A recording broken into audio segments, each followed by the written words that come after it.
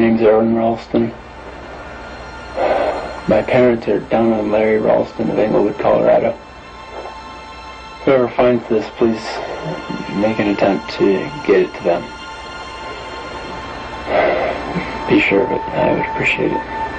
É 26 de abril de 2003. Um homem chamado Aaron Ralston está praticando canionismo no Blue John Canyon, em Utah. Como um amante experiente da natureza, Aaron acreditava que aquela era apenas mais uma trilha que ele conhecia de dentro para fora. Isso mudou quando, por um golpe de terrível sorte, ele pisou em uma pedra solta e caiu no canyon, ficando preso no meio do deserto, com mais de 80 quilômetros entre ele e a civilização. A experiência angustiante de Ralston começou quando ele chegou ao Parque Nacional Canyonlands, em 25 de abril, apenas um dia antes do incidente. Ele veio um dia mais cedo para explorar os desfiladeiros. Esses desfiladeiros poderiam ter até 30 metros de profundidade e menos de 1 metro de largura. Antes de sair, ele não informou a ninguém para onde estava indo ou por quanto tempo ficaria, porque ele não achava que precisava. Ele pensou que a caminhada seria fácil e que ele voltaria dentro do mesmo dia. Na noite anterior à caminhada, Ralston estacionou seu carro aqui e dormiu nele para poder acordar no dia seguinte e começar a caminhar imediatamente. Por volta das 9h15 da manhã seguinte, Ralston começou a pedalar até o Blue John Canyon, um dos lugares que ele planejava explorar. Ele levou comida e água suficientes para durar algumas horas, porque não esperava que fosse uma viagem longa, mas planejava voltar para seu carro mais tarde naquela noite. Quando ele chegou à entrada do canyon, trancou sua bicicleta e começou a atravessar a pé. Por volta das 2h45, apenas 5 horas depois de ter partido, a caminhada de Ralston mudou completamente. Durante sua caminhada, ele pisou em uma pedra solta e caiu no fundo do canyon, que tinha apenas uma queda de cerca de 2 metros. Mas Ralston ficou com o braço preso entre uma rocha de 360 quilos e a parede do canyon. Em pânico, Ralston tentou puxar o braço para fora, mas sem sucesso. Depois de se acalmar um pouco, Ralston avaliou suas opções. Primeiro, ele não tinha como pedir ajuda. Ele estava a cerca de 30 metros abaixo do nível do solo e a 32 quilômetros da estrada pavimentada mais próxima. Ele também não havia informado a ninguém para onde estava indo, então levaria pelo menos alguns dias para que as pessoas percebessem que ele estava desaparecido. Portanto, o foco de Ralston era sobreviver até que alguém o encontrasse. Segundo, ele tinha pouca comida. Tinha 2 burritos, uma garrafa de água e alguns pequenos chocolates. Terceiro, havia a questão de soltar seu braço. Havia apenas algumas maneiras de fazer isso. Ele poderia tentar quebrar a rocha usando a faca de bolso que havia trazido consigo, tentar mover a rocha de 360 quilos sozinho, ou, por último, cortar o braço. Ralston passou a noite toda picando a rocha aos poucos. Ele fez o possível para cortar a rocha que estava prendendo seu braço. Após cerca de 15 horas picando, ele percebeu que não conseguiria cortar pedra suficiente para liberar o braço. Com essa constatação, Ralston voltou sua atenção para a segunda opção, mover a rocha de cima de seu braço.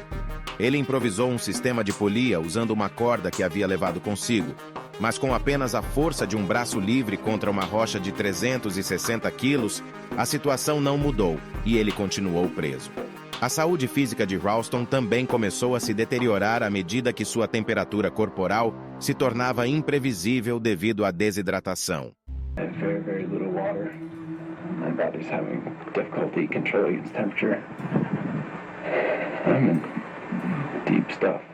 Foi quando Ralston começou a perder a esperança. Pretty much suicide.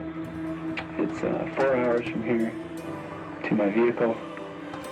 Ele estava ficando sem comida e água e começou a gravar vídeos em sua câmera. Ralston já havia considerado a ideia de cortar o braço há algumas horas, então parecia que essa era sua última opção. Climbing would probably be impossible with one hand.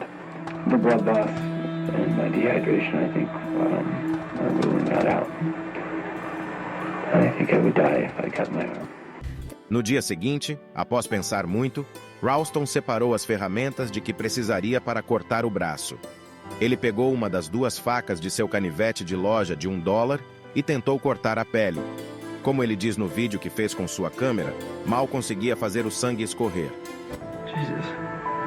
I tried cutting my arm off. I couldn't even barely break the skin with this stupid knife. I tried a couple different blades, and all I did was just mark myself up. I could barely even get any blood to draw. Depois de mais uma noite com ventos frios, ansiedade, medo e pânico, Ralston decidiu levar a sério a ideia de cortar o braço. Em vez de tentar cortar em movimento de serra, ele decidiu dar uma única estocada. Quando percebeu que a faca que estava usando estava muito cega para cortar o osso de seu braço, decidiu adiar a amputação. Ralston concluiu que seria oficialmente dado como desaparecido ao meio-dia do dia seguinte, e acreditava que não sobreviveria até que alguém o encontrasse.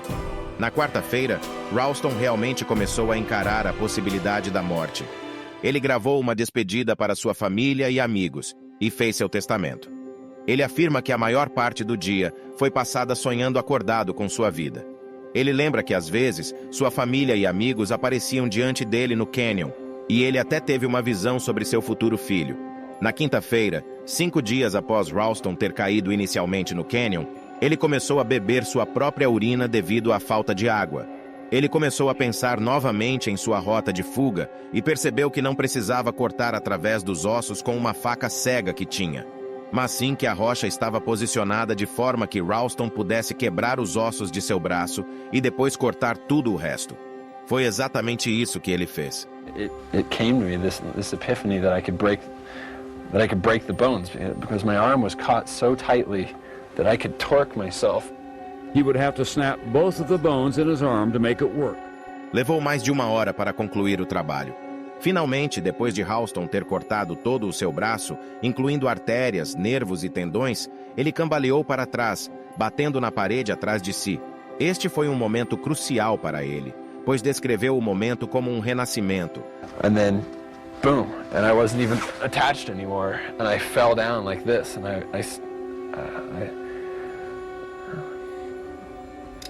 was free. Agora que Ralston se libertou da rocha, ele tinha a tarefa de sair do canyon e caminhar todo o caminho de volta até seu carro, a cerca de 13 quilômetros de sua localização atual, com uma mão e perdendo sangue. Ralston conseguiu se arrastar para fora do canyon, descer um penhasco de 20 metros e caminhar 10 quilômetros até que uma família que estava fazendo uma trilha o encontrou e notificou as autoridades. Os paramédicos chegaram a Ralston de helicóptero 4 horas após a amputação. Se tivessem esperado mais tempo, Ralston teria morrido devido à perda de sangue. Depois de uma das experiências mais angustiantes conhecidas pelo homem, Aron Ralston agora pode viver sua vida como ele pretendia. Ele é agora um palestrante motivacional e engenheiro, e também escreveu uma autobiografia chamada Between a Rock and a Hard Place. Sua história também despertou interesse ao redor do mundo, tornando seu livro um best-seller e até sendo adaptado para um filme de sucesso chamado 127 Horas. Nos momentos de maior adversidade, a coragem se revela como a chama que nos incendia por dentro, impulsionando-nos a enfrentar os desafios de cabeça erguida, com força e certeza de que mesmo diante das tempestades, somos capazes de escrever nossa própria história de sucesso. Obrigado por nos acompanhar nesta jornada extraordinária. Aqui quem fala com você é o Dealer. E até a próxima.